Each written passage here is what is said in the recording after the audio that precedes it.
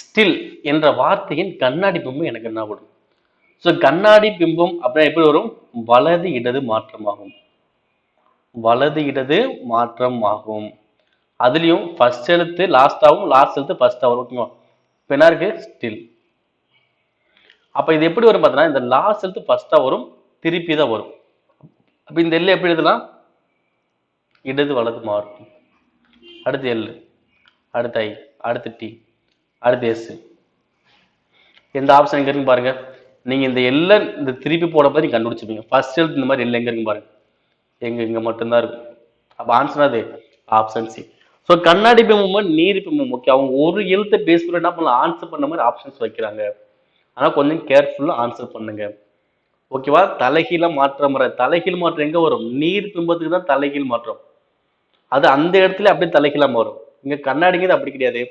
First எழுத்து லாஸ்ட்டுக்கும் last எழுத்துக்கு ஃபர்ஸ்ட்டுக்கு வரும். இதெல்லாம் மாற்றமும் வரும். ஓகேங்களா? நல்லா புரிஞ்சுக்கணும். ரொம்ப ரொம்ப ஈஸியான ஒரு டாபிக் கூட.